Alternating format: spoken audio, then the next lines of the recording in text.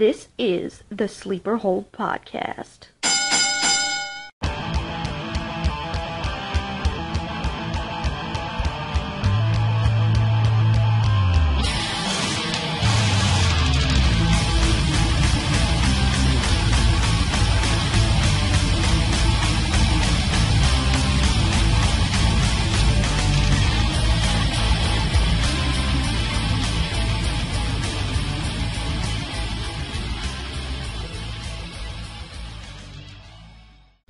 Welcome to the Sleeper Hole Podcast, where there's no disqualification on the topics and falls count anywhere. I am your host, Priest, and today we have a little bit of a special episode as we have a guest today. He is known as the president of Pinfall Wrestling Association currently. He is the one, Antoine Archie. How are you doing today, Antoine? I'm good. How are you, Ben? So before we get too deep into the things that are really what we're wanting to talk about, let's first talk about this past Sunday with it being Money in the Bank. Did you get a chance to watch that, Antoine? Oh, absolutely. I don't miss a pay-per-view for that. Now, I have to say this is probably one of the better Money in the Banks that we've seen in a long time, and I just want to talk about a few of the matches. First of all, that four-way tag team match was incredible. I honestly felt that In Zone Cast were going to get it. I was rooting for them. But, you know, since they didn't get it a new way they did, I can say I'm pretty happy with that. If anybody else was going to win it and have me be happy, it definitely would be with The New Day. Yeah, I definitely agree with you. And I was, myself, was rooting for New Day.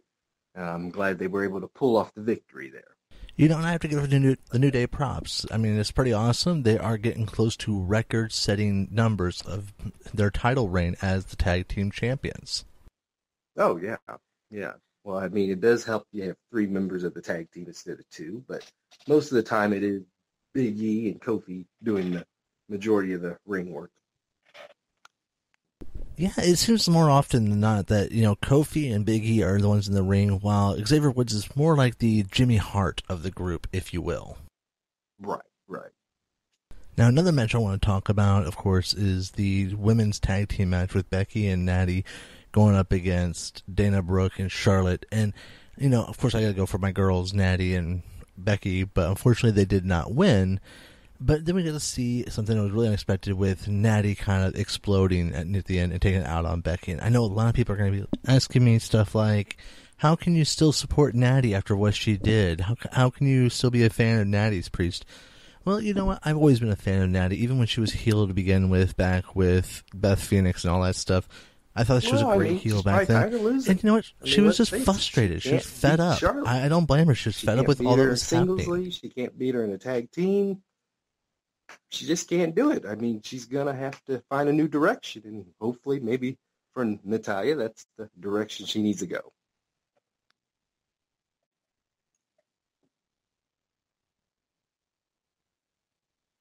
Okay, I'll agree that, you know, Natty has been a great heel. Like I said, she did great when she was back with Beth Phoenix. But as for this whole thing with Charlotte actually always winning, I'm sorry, but Charlotte has never had a true legitimate win against Natty. What are you talking about, Priest? Legitimate win? She's had plenty of them. Look down the list. Oh, come on, Antoine. You know this just as well as I do. She cannot handle doing anything on her own. She's always had to have somebody by her side ever since she's gotten into the main roster. Whether it's her daddy to help get her out of trouble, or back when she was with PCB, she was always working with them and making sure that they help keep her safe. Or even now she has Dana Brooke. This girl cannot do anything on her own like a big girl can. That is true. Now, I'm going to have to turn the page around here, Benjamin. I'm going to have to ask you, who do you think is the better wrestling family, Flair or Hart? Oh, come on now. You should know by now I'm going to say the Harts all the way. Oh, I don't know, buddy. I may have to disagree with you on this one. Look, you and I both know that we could sit here all day going back and forth between the Harts and the Flairs, but there's still so many other great matches that happen at Money in the Bank, including the match that the whole show is named after, the Money in the Bank match, with the ladders and all the people going at it. I mean, it seemed really awesome and especially dangerous, especially when they made like the two bridges with the ladders over top of the main center one. Yeah, yeah. Whenever you get a lot of ladders involved in a match, it's not going to be good. And of course, my guy, Dean Ambrose, did win the Money in the Bank, but, we'll get to that here in a little bit more. But let's also talk about another match that, honestly, in my opinion, pretty much stole the show. It was an incredible match, and that's John Cena versus AJ Styles. These two veterans gave us a great match, and honestly, it was incredible throughout the whole entire thing. Like I told people before, I am a bit of a Cena fan because I have a lot of respect for the guy. But I really wanted to see Styles win it, and even though it went kind of controversial, he won it, and I'm really glad that he did. Oh, yeah, that was definitely a WrestleMania or SummerSlam type main event match, by far. It definitely was Match of the Year's Slammy award-winning material. Well, they'll be having another match here soon, so we can't wait to see the second one. Oh, yeah, with how much hype and everything else they got for that, I can't see them just making this be a one-time deal. They're definitely going to make this keep going, and for at least for a little while here. These two have so much to give, and they work so well together. It'd be ridiculous to have it be only a one-time thing. But one more thing is like the last match, the main event. Dean Ambrose was the Money in the Bank winner, but then we had Seth Rollins versus Roman Reigns, which, I really didn't care either way how it ended, because I knew it was going to be great no matter how it ended. I kind of like both guys. But even cooler for me was, even though Seth Rollins won, Dean Ambrose came out, blasted Seth Rollins with a briefcase, cashed it in, and now Dean Ambrose is our heavyweight champion. Yeah, unfortunately for me, I'm a big Seth Rollins fan, but it does lead up to a triple threat I'm seeing in the very near future, knowing Roman still gets a number one, gets a title shot, and so does obviously Seth Rollins. He held it for a few seconds, but he should get a title shot. And that's something that I look forward to, is go ahead and use that rematch clause, and let's have an incredible match for that title. I mean, I like the fact that Dean Ambrose is in charge, personally. I think it's a great thing for the story. But we've gotten done with the pay-per-view stuff now. Let's go ahead and change our direction, because, boys and girls, it's time to get down to the topic at hand, and that is to find out who exactly is Antoine Archie. All right, people in Springfield, Illinois, listen up. And also for all of you who decide to come and visit Springfield, Illinois. If you're ever hungry, you want something that's quick and delicious, and not just one of your typical run-of-the-mill burger joints like McDonald's and all that, go ahead and check out this place called P&P's Little Grill. If you want to try to find it, the best way you can is just remember to go on the corner of Sangamon and Peoria Road, look for the Thornton's gas station, and it'll be right next to it. It's this little white building. It's called P&P's Little Grill, or Lil Grill, rather. And let me tell you, I've had so many different things from there just trying out for their food. It's all good. But if you ask me what my favorite is, their burgers are great. Especially the one I just had recently. It was a nice chuck burger. It had hash brown and egg on it. It was incredible. And of course, the melted cheese. You gotta have cheese on it. I don't care who you are. Cheese is always the best. And then, of course, like I said, they got good fries. They have little Phillies. Those Phillies are great with that place. So, if you're ever ready to go to a wrestling show in Springfield, or you're just living around the area and you want something good to eat, go to P&P's Little Grill. And check this out. And make sure you're paying attention to this. This is the important part. You go there, and you tell them that Priest from the Sleeper Hole podcast sent you, and you're going to get 10% off your order. You heard me right. You just mentioned my name, Priest, and the Sleeper Hole podcast, and you're going to get 10% off your order. Again, P&P's Little Grill off the corner of Sangamon and Peoria Road, right next to Thornton's, right across the street from Walgreens. Check them out. It is going to be worth it, I promise you, and you will be thanking me. If you're not thanking me, your stomach and your tongue will. I can promise that. Okay, so Antoine, let's get straight down to it. What really was it that got you drawn into the wrestling world to begin with? Well, it actually all began just, I was I was pretty young watching wrestling, kind of flipping through the channels type deal between WWE, WCW back then. And WWE really got to me because of the characters. I liked, you had the Hogan, the Warrior, the Big Boss Man, which was one of my favorites back in that day. The character they had, to me, and then on the heel side, you had Demolition, the Barbarian, Warlord. I really enjoyed the characters and just kind of got me hooked till then. Okay, well, I know that Kane eventually became one of your all-time favorites, but back then, who really drew you to wrestling? Was there a particular wrestler that really made it where you were hooked?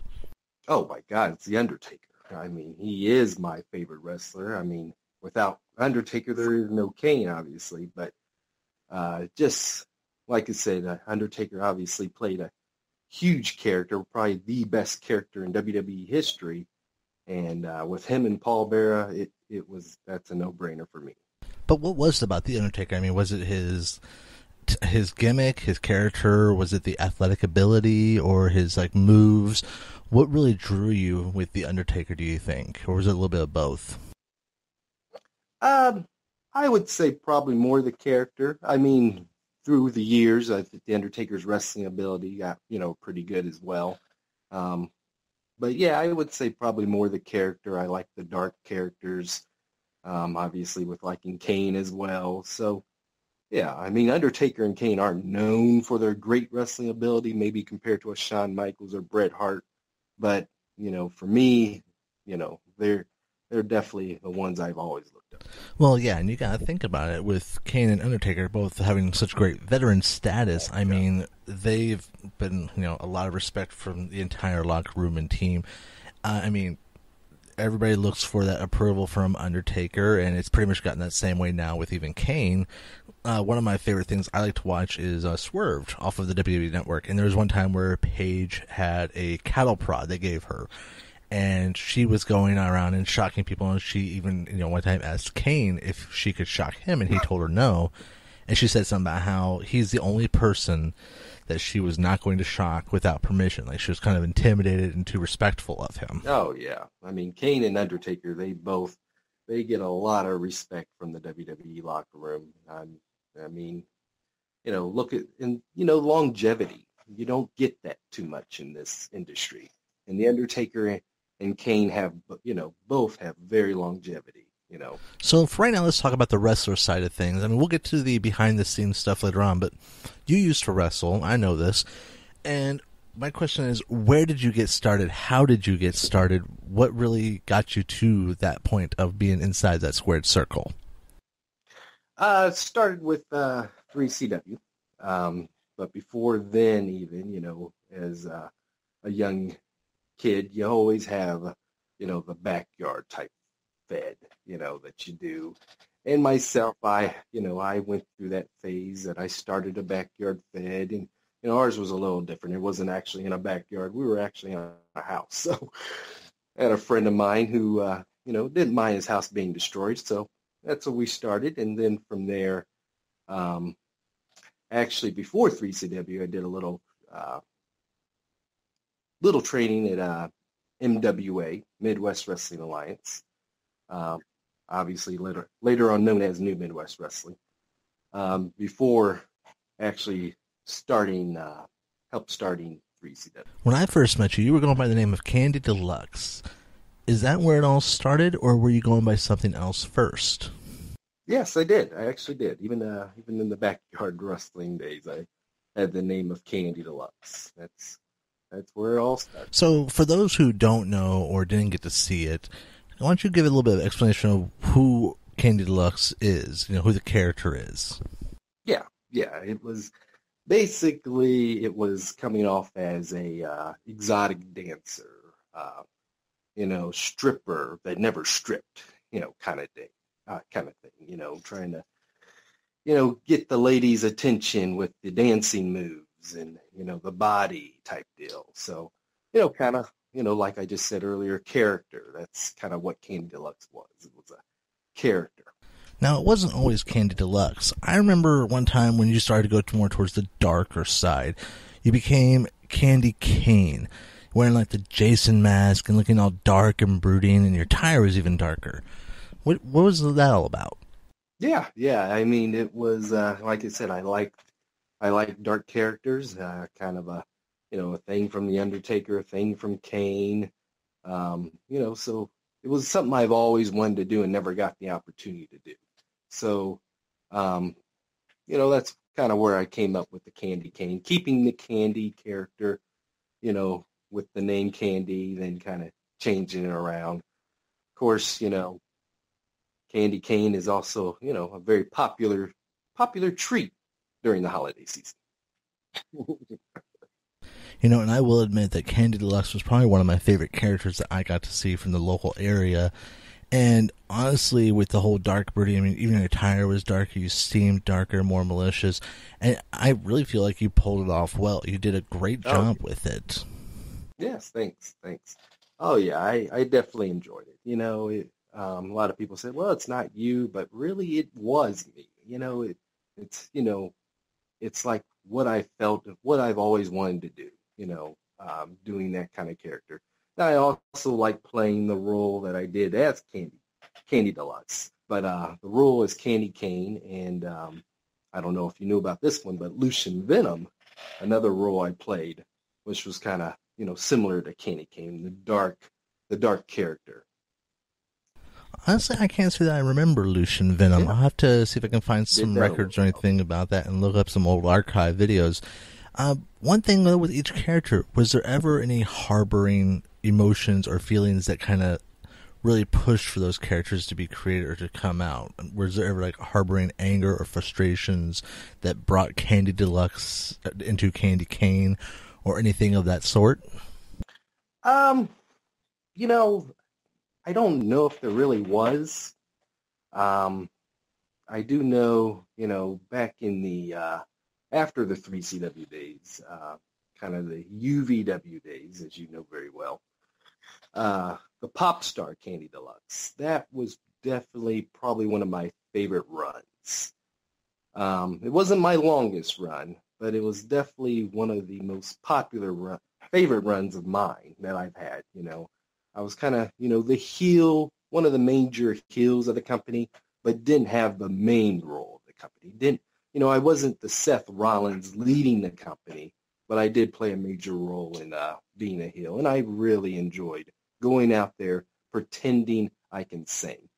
And at the time, when I was doing the Pop Star Candy Deluxe, American Idol was huge. That was during the time of the American Idol was huge. Obviously, you know where it is now. But that's kind of well, it's because they didn't have you on the show. Well, exactly. Well, I was a Japanese idol. I was over in Japan doing it. So, but that's where that all came from. American Idol, helped me start the Pop Star Candy Deluxe. Okay, but going back to one of my earlier questions, where exactly did you start your training? Because I remember watching you when I first got into 3CW, and I remember that I would see you, even after your training, were able to make incredible flip bumps where you get so much air, so much height going pretty much from corner to corner. Well, that's how much air I used to get. I don't get too much air anymore. But training, I did that in 3CW. Did a little bit of training on my own type deal as well. Some of that stuff you really just, as what's his name, Enzo would say, you can't teach that, type deal. Some of those things you just can't teach. And when I was doing those kind of moves back in the day, there, I was kind of doing it on my own, experiencing it on my own. But but most of my training was done first at 3CW. Well, nowadays people know that you're more so running, like I said, president of PWA effectively, and you're not really in the ring as much as you used to be. I mean, pretty much, for lack of a better phrase, the boots are being hung up. Do you ever miss it? You know what? In a way I do, but in a way I don't miss it enough to go back full time. I really don't. I mean, yeah, I love the business. I'm obviously 100% in the business. But far as the wrestling part, I don't really, I don't have the ambition to go back into the ring. I have several people ask me, are you going back? Usually, when a wrestler retires, they come back. For me, I technically never retired. I just had a last match. Didn't know it was my last match at the time, but just told myself, you know what, I think it's time that I just focus on the business side. And that's what I did. I kind of just stepped away from the ring without, having a storybook ending, without saying this is it, without a retirement match. I just kind of had a match and never seen in the ring again, of course, until the Battle Royal, And I did enjoy doing that. But as far as going back to the ring, no, there's probably not a chance I would go back to the ring full time. But in all retrospect, you kind of respect that whole thing because, that pretty much says right there that even though you didn't plan for it to be your last match and everything else, you still did kind of get to leave on your own terms. Yeah, you didn't get to say, oh, well, I'm retiring this because of health or this or that, so I'm planning this out ahead of time. But, you're like, you know what? I think it's time to just hang it up. And that's where I mean by your own terms. And I think that's kind of a good thing because you don't get to see that often. Usually health is the main reason why you have to hang up the boots. Yeah, absolutely. I know there's guys out there that are still going and, not just in the indie scene or just, in the professional scene. You see a lot of guys that are just won't give it up. And, if that's their thing, that's their thing. But for me, it was, it was time. It was time to focus more on the business side. And I've always wanted to more focus on the business side. I've been an owner of a wrestling organization pretty much since I've been doing this. So I never really had a chance to focus on the character as much as I had to focus on the company in a whole. So, but to me, that was the most important thing is the company itself. And that's one thing I can say about the business with what you guys have done with PWA. You guys have gone above and beyond. You've done amazing things and everything's great. And now with you being president of PWA and so much has happened since Spectacle, I can only imagine what's to come and how much more exciting and interesting things are going to be here in the near future. Oh, yeah, you'll definitely have to be there and all your fans will have to come because it is going to be quite interesting, what's in store for PWA when we get back in the fall. Well, and right there on that note, guys, right after this break, we're going to talk a little bit more with Mr. Antoine Archie and talk more on the business side of who exactly is Antoine Archie. All right, guys, listen up. If you are in the 217 area and you want to have the inside scoop on local artists, professionals, or anything else great going on in the Springfield, Illinois area, do I have a podcast for you. My buddy, Jeremy Bailey, with Lincoln Legends is the place to go. He is always getting the inside scoop, has a lot of great information, and it's always entertaining to check out his stuff. He even does video blogs as well as the podcast. This guy, he is incredible with what he does, and it's, like I said, it's always entertaining. I look forward to watching this stuff myself and listening in. But let me also say this. If you are a person who does have a profession or has a passion or a pulse that you want to make heard throughout the central Illinois area, definitely get a hold of Lincoln Legends. They would love to hear from you, and they would love to showcase you and help you build your business and make yourself grow. Again, my buddy Jeremy Bailey helps run this thing. He is an incredible guy.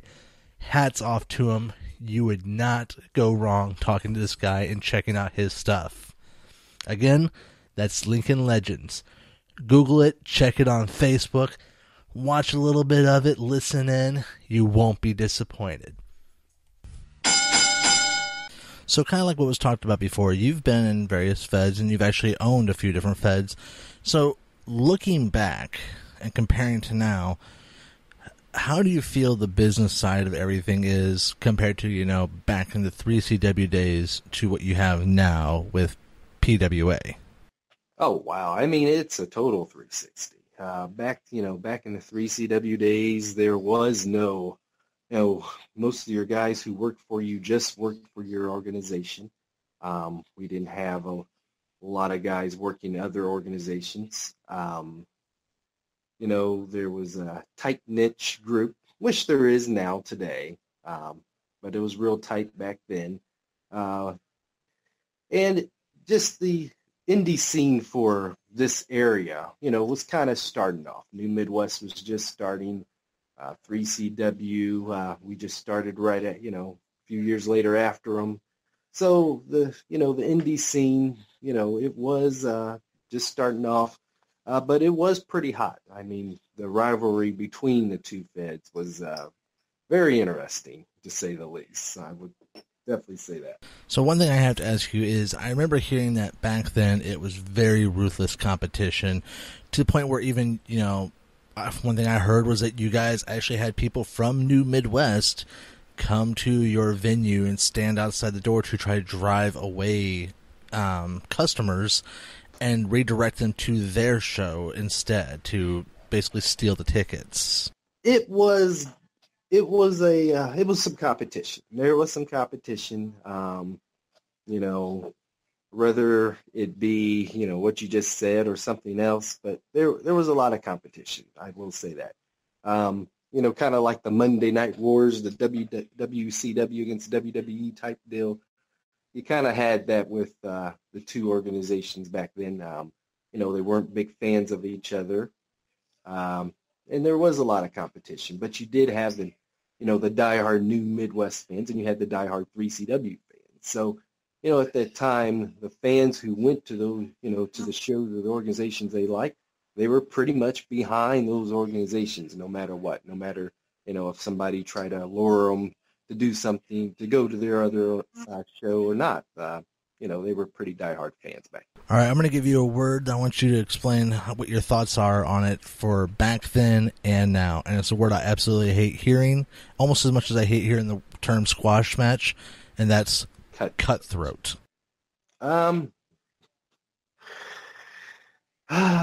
Back then, there was a little more cutthroat, I would say. There was.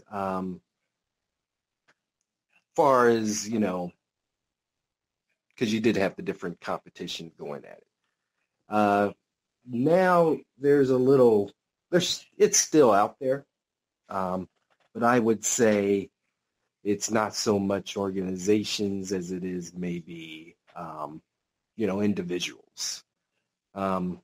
Independent wrestling's changed over the years, because now, a lot of independent workers are really out there to, promote themselves, get themselves over, which is nothing wrong with that. But you don't have the solid locker rooms in, an organization like you did back then. A lot of workers wrestle at different organizations that they, back then they might have not done. So now today you may see one wrestler and you may see him one company's card. Well, guess what? You're going to see him on another company's card and another company's card. So it's definitely different. So would you say that for the talent, the networking and getting themselves out there to other companies is very different than it used to be? Oh, yeah. Yeah, definitely. I mean, very few stay at one set company, one set venue. Most of them, they definitely go out and, they do whatever's best for them, to get themselves over or to the top and be seen. And really, in independent wrestling, that's what you have to do. If I was a worker myself and not in a particular company, I would probably look for a lot of bookings, all over, so you can get your name out. Yeah. Now, after 3CW came our company that we had for a while, which was Ultimate Velocity Wrestling, or UVW. And it was one of those things that I remember, because I remember always loving storyline and creativity and stuff like that. That was my real passion when it came to it. And I remember that I felt comfortable talking to you about a lot of things back in the 3CW when I was being trained. And you came up to me one time and said something about how you were thinking about starting up a different Fed and that you wanted to make things different than what's going on here, and asked if I wanted to join in and help be with like creative control and working on the storylines and whatnot. And that's pretty much how UVW started. And we had our ups and downs. I mean, we had times where, depending on, who we had helping us run things with our team, our collective team of different people with different talents, it was sometimes a stressful time. It was other times it was great.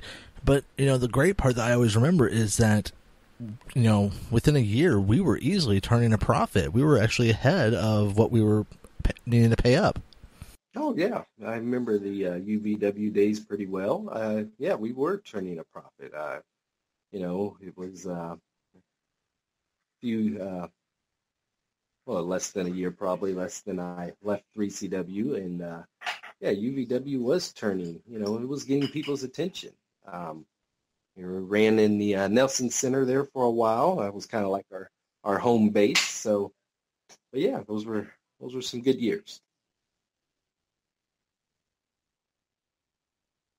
Yeah, I mean, I do remember that. The Nelson Center was our main place, and then we also did have the place in Sherman. Sherman. And exactly, that's the place. And it was where we had our first Exile match, and, that was one of my creations and my babies. But it's also kind of funny, because back then, there was the one flaw in the whole thing is wrestling for the local area was at its peak. It really kind of was. I mean, everywhere you turned around, there was a Fed, and there was a lot of fans who were interested at the time. There was a Fed in Decatur. There was a Fed in Bloomington, Normal, I believe. I think there was one or two in Peoria. There was, of course, the three of us in Springfield, 3CW, New Midwest, and UVW. So, I mean, it was like you really had to fight for your attention. You had to fight for your tickets. You had to make sure you really hustled out there to get those tickets out there and get the fans. Oh yeah. But yeah, you're right. There was a lot of companies all around. Every corner you turn, there was a company. Around the corner. But GAW was in Decatur, I believe. Peoria, you had NGW at the time. Ourselves kind of in the Springfield, Sherman area. So, and then of course 3CW New Midwest as well. So, yeah, you're definitely right. There was a lot of competition. So, you really had to work your way to get the fans to come see you. And the one thing that I was really proud of with us is back then, New Midwest was kind of seen as the top dog. I don't know if you realize this or not, but since we were doing like pretty much bi-weekly shows, we ended up kind of becoming where for a couple months we were higher ranked than New Midwest. We were making more money than them, more profits, and having higher attendance records. Yeah. I mean, we were for a little while there, and it was, great success, and we, we really had to build a fan base at VW. I mean, and keeping the fan base too.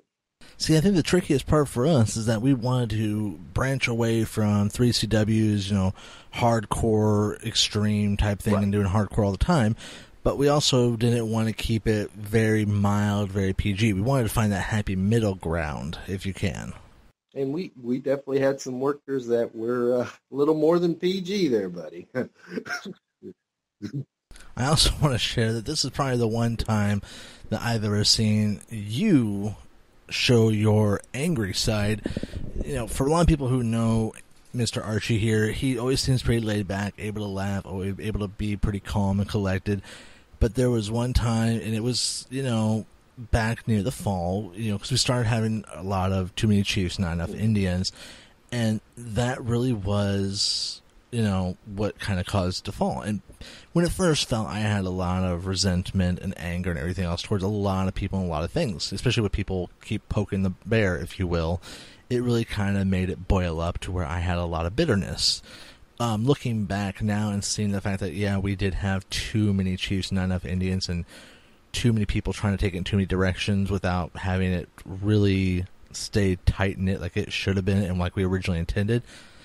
It was definitely for the best that we did have the doors shut before it did implode to the public eye. But going back to the story, it was funny because one of those people who was trying to be too many Chiefs, not enough Indians really got on your nerves. And I remember you actually raising your voice and basically telling them to sit down and shut up. And it was the first time I ever saw you pretty much snap. And it was just, I mean, it's still one of the funniest moments because just I've known you for a while here, and it's still one of those things that it's hard to believe that you can get that way, but there it was. Yeah, you did see that situation. But yeah, it does happen, believe it or not, Ben. So moving after UVW came, it was about, I want to say about a year or so after, but I remember you coming to me and talking about how you were thinking about starting up a new fed with Pinfall Wrestling Association, and, you wanted to know if I would be interested in everything else. And I remember, talking a little bit to you about it and thinking about it, but tell me really how it all came to be for this successful company you have now, and what all entailed for all the parties involved. Oh, yeah. I mean, first we had to know if this is something we wanted to do. And, once we figured that out, which took, quite a while, going into the whole situation, finding workers, finding a venue, getting all the business part situated. Yeah, it definitely took a while. And then even after the first show, which was not our most successful show ever, but, we got it off the ground.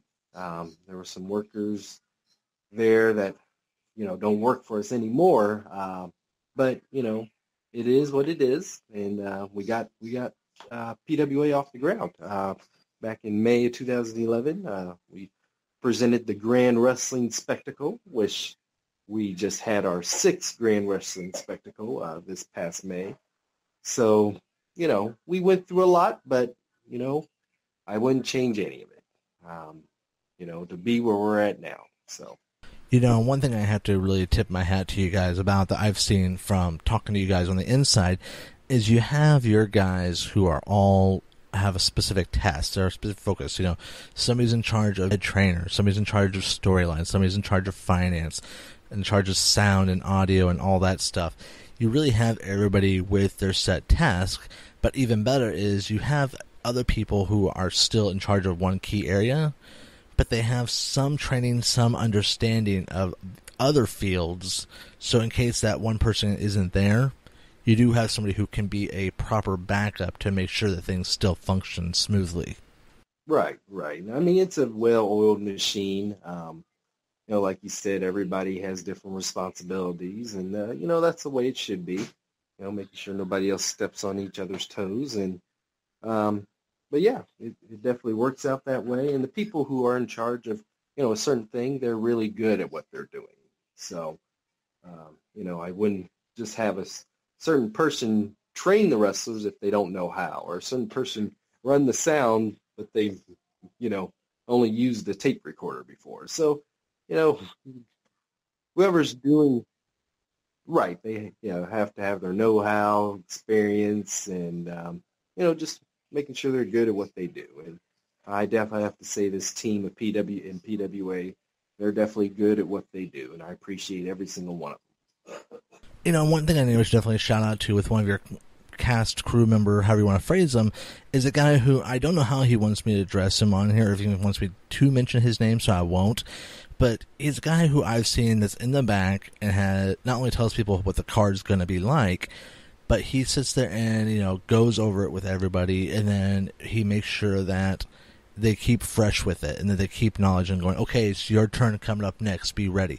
It's not one of those, they go in, they tell it one time, and then they hope for the best that people will pay attention. He makes sure that everybody is on the ball, and if there is any problems, he's right there to take care of it. He does a great job of delegating and keeping track of all of that.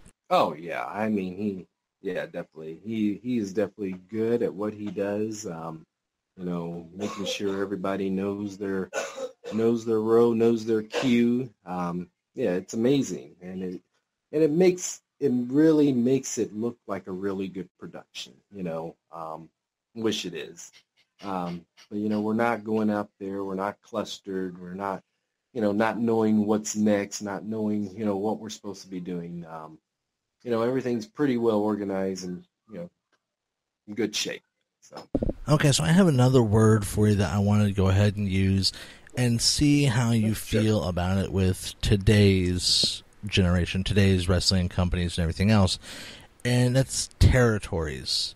Do you feel that the times of now are very different than the times of the past, where it's more like territories and people know who's got what territory to manage and delegate, and that way people don't step on each other's toes or try to take over?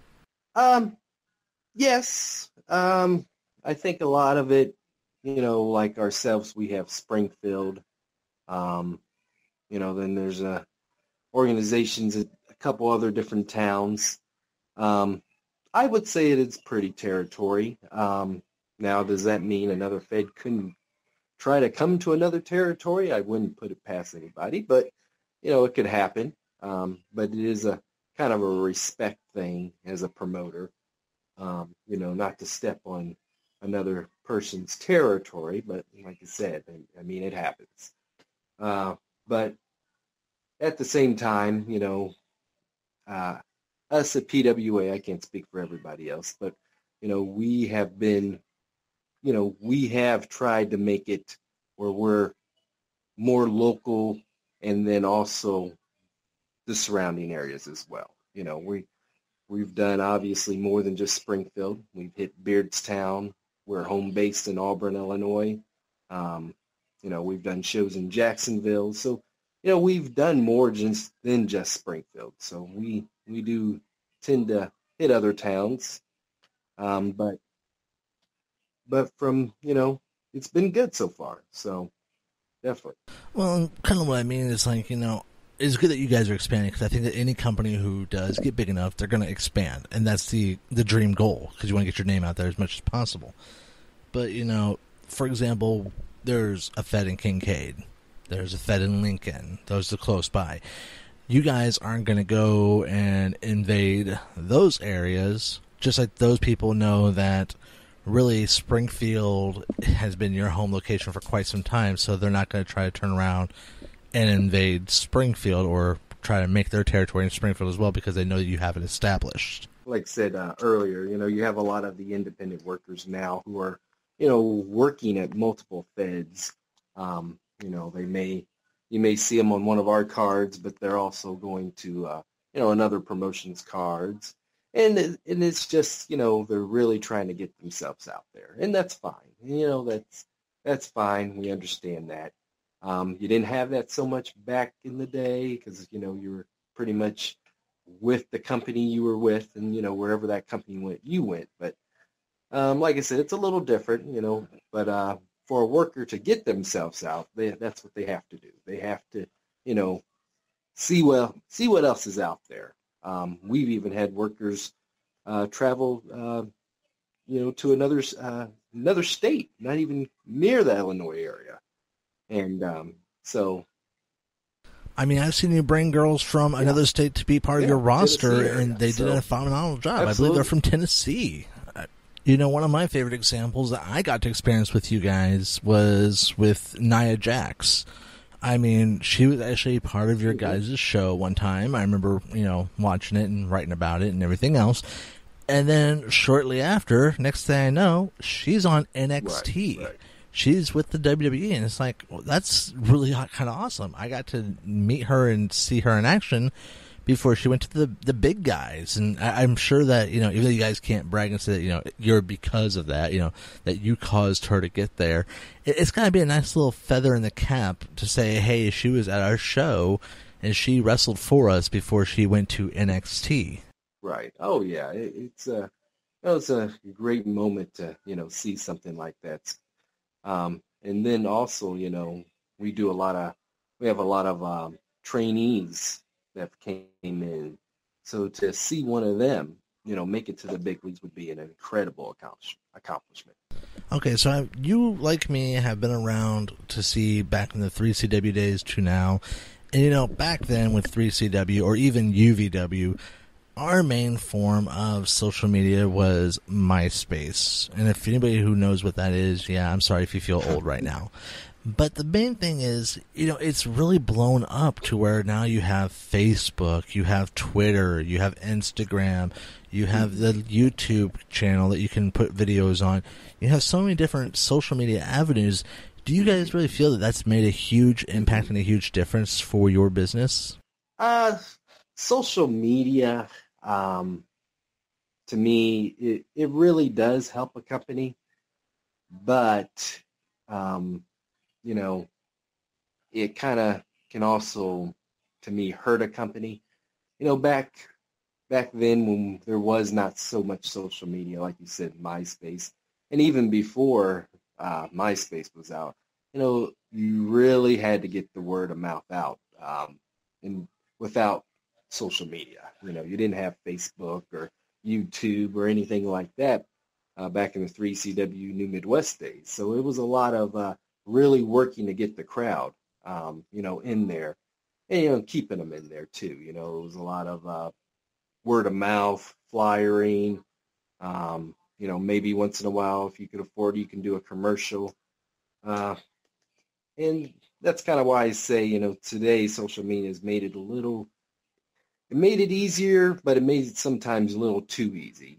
Instead of going out and actually putting the flyer out and actually talking to people face to face about it, you get lazy. You just post something on Facebook, and yeah, it does hit quite a few more people, but you don't have that same interaction that you do face to face. Really bringing in the fan.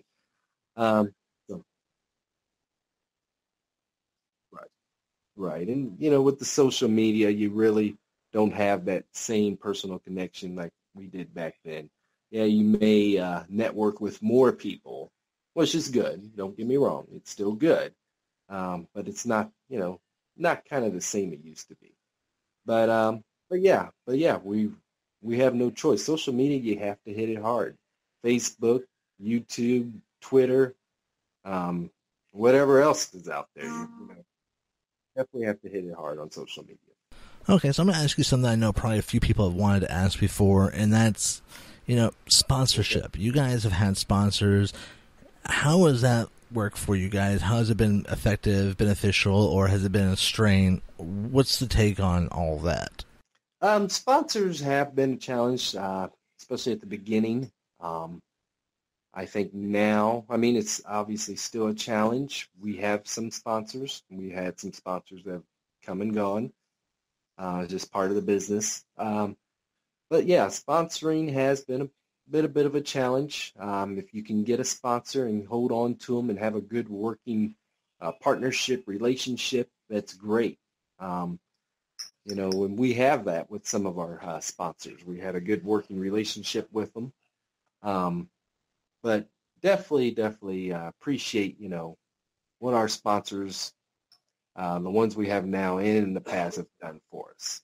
Because, without them, without the fans, there is no PWA. So that's something, you have to realize. So definitely like to support the sponsors that we've have done for us here. All right, Antoine, I know we're going to wrap this up here pretty soon because we are starting to run out of time, but I have a few things I want to ask you just so we can get some more in-depth for our fans. First of all, what would you say is your biggest regret? Biggest regret my whole career. Are we talking like a professional career, a business career? Are we just talking, Professional or business, or even a combination of both. Just anything involving your whole wrestling life, per se. My biggest regret. Ooh. God, you got me on a tough one there here. Biggest regret. I don't know. I would probably just say probably the ending Candy Deluxe's career, a little early. I could have done so much more with Candy Deluxe, but I kind of stopped. But I don't know if it's a huge regret, but if I were to say anything, yeah, that might be it. Just ending the career of Candy Deluxe a little early. All right. And proudest moment, what would you say that is? Proudest moment. I would have to say probably spectacle of this year. It was great to see. We packed Lanphier High School. We did it, just through the promotions we've had, the help we've had, and, just to know that 6 years we've, been doing this. It made me really feel proud. And I'll probably have a new proudest moment, hopefully by year number 7. So. Okay, you guys have been around for over 5 years now. So the next question is, where would you like to see Pinfall Wrestling Association end up in the next 5 years? Oh, definitely. I would like to see Pinfall Wrestling Association still strong, possibly even stronger than what we are now. We've been running out of Lanphier High School for a little while. Who's to say we're not at the convention center in the next 5 years? It definitely could happen. Who's to say we're not, in another big city in the next 5 years? So, those are opportunities that are out there. The opportunities we have depends on how far we want to go. And I think, we have to reach for the sky and go all the way. So, if we don't get there, it's our own fault. But we have a great team, and I think we can do anything we put our minds to, for sure. All right, and for all those fans who are listening and are interested in checking out Pinfall Wrestling Association for themselves, go ahead and tell them where they can see you guys next in the Springfield area. Well, our next show is going to be July 9th at the Sliders Ballpark, Robert Stadium, home of the Springfield Sliders.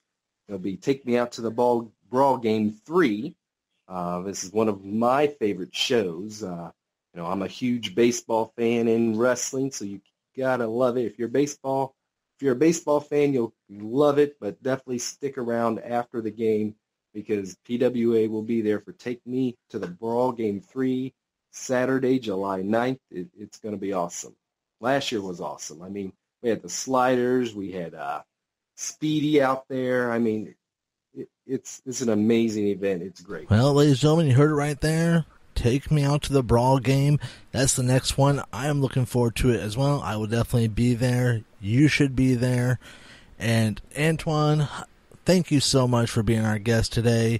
Yeah. It's been a blast. And we look forward to seeing you at the next show, which is Take Me Out to the Brawl Game. Yes, definitely. Don't want to miss it. And thank you for the opportunity here, Priest. Well, there you have it, ladies and gentlemen. Antoine Archie, the current president of Pinfall Wrestling Association, our special guest. I hope you enjoyed it as much as I did interviewing the man. It's been a pleasure, and we will see you again in 2 weeks. Thank you for listening to the Sleeper Hold Podcast. Don't forget to visit our website at thesleeperhold.com, comment on episodes, read our blog, find information about our quarterly charity, and more. See you next week.